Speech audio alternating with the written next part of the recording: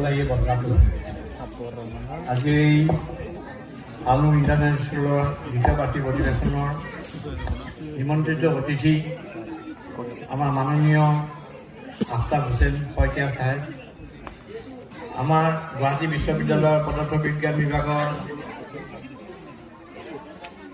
ইতিহাস অধ্যাপক আতৰ ৰহমান সাহেব, স্থানীয় দদলা উচ্চ মাধ্যমিক স্কুলৰ অৱসৰপ্ৰাপ্ত অধ্যক্ষ মঞ্জু আলী সাহেব, উপস্থিত এই স্কুলৰ অভিভাৱকসকল, ৰাইজ আৰু আমাৰ স্কুলৰ শিক্ষকবৃন্দ আৰু ল'ৰা ছোৱালীসকল, মই ক'বলগীয়া বিশেষ একো নাই। তথাপি ৰাতিপুৱাৰ পৰা হৈ থকা অনুষ্ঠানটিত আপোনালোকে সকলোৱে যোগাযোগ কৰি বা ইয়াতে থাকি উপস্থিত থাকি আমাক যিখিনি সহায় সহযোগ কৰিলে তাৰ কাৰণে আপোনালোক সকলোৰে মই কৃতজ্ঞ হ'লোঁ।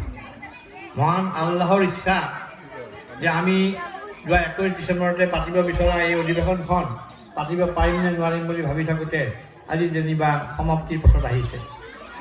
এই স্কুলৰ বিষয়ে আমি আমাৰ লিফলেট আকাৰে বা আমাৰ গুৱাহাৰী আকাৰে বহু কথা লিখিছোঁ বা কৈছোঁ, গতিকে বহুতে হয়তো জানেই।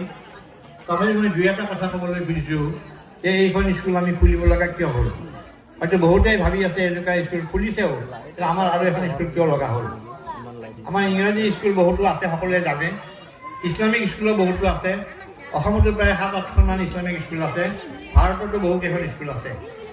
গতিকে ইমানবিলাক ইছলামিক তথা ইংৰাজী স্কুল থকা মুহূৰ্ততো আমি এখন স্কুল কিয় খুলিব লগা হ'ল। এইটো পুনতে ক'লে যদিও এইটো দিন আৰু দুনীয়া বুলি আমি কৈয়ে আছোঁ যে আমি দুনীয়াৰ লগতে দিনৰ বিষয়ে আলোচনা কৰিবৰ কাৰণে এইটো হয়। আমাৰ মাদ্ৰাছা বহুতো আছে, তাতো এই বিষয়ে আলোচনা হয়। কিন্তু আমি দেখিছোঁ যে মাদ্ৰাছাবিলাকৰ পাছ কৰাৰ পিছত সিহঁতৰ জীৱিকাৰ পথ সিমান এটা সুবিধাজনক নহয় বুলি পেলাই তেওঁলোকৰে অভিযোগ। আনফালে ইংৰাজী স্কুলত পঢ়াৰ পিছত ল'ৰা ছোৱালীবিলাকে নিশ্চয় ডাঙৰ ডাঙৰ একোজন ডাক্তৰ, ইঞ্জিনিয়াৰ, প্ৰফেচাৰ, চাইণ্টিষ্ট আদি হ'ব পাৰে। কিন্তু তাৰ লগতে যে আমি দিনৰ বিষয়ে যে কিছু জানিব লাগে এই কথাষাৰ হয়তো খুব কমহে আমি গুৰুত্ব দিওঁ। এতিয়া দিনৰ বিষয়ে ক'বলৈ গ'লেও বহু কথা আমাৰ আলিম উলেমা সমাজ আছে, তেওঁলোকে হয়তো বহলাই ক'ব, আমি ইমান ক'ব নোৱাৰিম।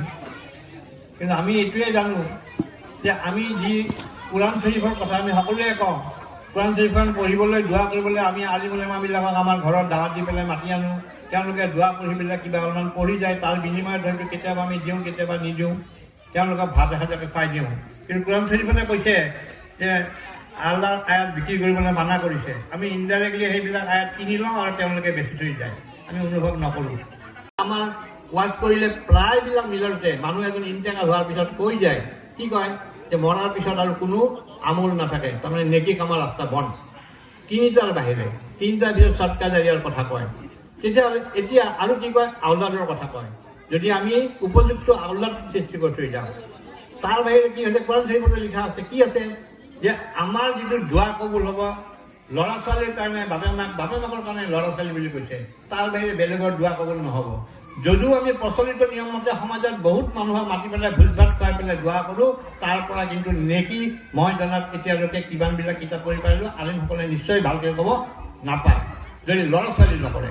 ল'ৰা ছোৱালী যদি বাহিৰত থাকি পেলাই পইচা কেইটামান দি পেলাই কয় যে তোমালোকে এইখিনি কৰিবা, ভোজ ভাত খুৱাবা, তাৰ পৰা নেকি মৃত আত্মাই ৰুহে নাপায়। যিটো যে পায় সেইটোৰ কাৰণে আমি কি কৰিছোঁ, সেইটোৰ কাৰণে কৰিব লাগিলে আমাৰ ল'ৰা ছোৱালীবিলাকক কোৰাণ শ্বৰীফতে কৈছে আমি কেতিয়া পঢ়াব লাগে, কোন বছৰৰ পৰা পঢ়াব লাগে, শিক্ষা দিব লাগে, এইখিনি কেতিয়া হ'ব। আগৰ দিনত আমি মক্তবত পঢ়িছিলোঁ, ঘৰত আহি পেলাই যোনবিলাকে শিকাই গৈছিলে। আজিকালি সেইটোৰো সময় নাই, কাৰণ আমাৰ কিতাপৰ বোজা বাঢ়ি গৈছে। আমাৰ ইংৰাজী স্কুলত দিয়াৰ পিছত আমাৰ এনেকুৱা অৱস্থা হৈছে যে আমি আৰু বেলেগ কথা চিন্তা কৰিব নোৱাৰোঁ। এইখিনি ক'ৰ পৰা আহিব। তেতিয়াহ'লে আমাৰ চিন্তা লাগি গ'ল যে এনেকুৱা স্কুল ক'ত আছে য'ত ইংৰাজীটোও শিকায়, এৰাবিকটোও শিকায়। ইংৰাজী এৰাবিক যদি দুয়োটা শিকাব লাগে, তেতিয়াহ'লে আপুনি ইংলিছ মিডিয়ামৰ স্কুল হ'লেও এৰাবিক মিডিয়ামত থাকিব লাগিব। এৰাবিক মিডিয়ামৰ স্কুল বহুকেইখন আছে, মই ক'লোৱে আগতে। কিন্তু ডাঙৰ কথা হৈছে এই কোৰ্চ কাৰিকুলামবিলাক আমি চাব লাগিব। এই কোৰ্চ কাৰিকুলামবিলাক কোন ক্লাছলৈ আছে। অতি দুখৰ কথা যে অসমত ক্লাছ 8লৈকে বা ভাৰতত মেক্সিমাম ক্লাছ 9লৈকে আছে। ক্লাছ 9ৰ ওপৰত আৰু কোনো কোৰ্চ কাৰিকুলাম নাই।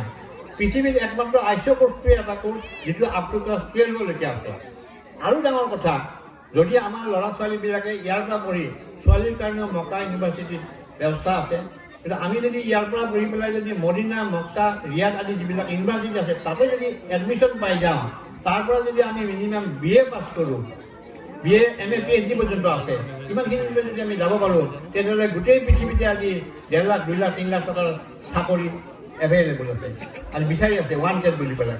গতিকে আমাৰ প্ৰফেচনেল লাইফেৰো যদি আমি চিন্তা কৰি চাব যাওঁ, যদি কোনোবাই ইয়াৰ পৰা পাছ কৰি পেলাই ছায়েন্স আৰ্টছ কমাৰ্চ পঢ়িব পাৰিব, আৰু যদি সেইটো লাইনত যাব বিচাৰে তেতিয়াহ'লে মক্কা, মদিনা বা ৰিয়াদ আদি ইউনিভাৰ্চিটি লৈ পেলাই এডমিশ্যন লৈ পেলাই আকৌ তাতে ফাৰ্ডাৰ প্ৰচিড কৰিব পাৰে।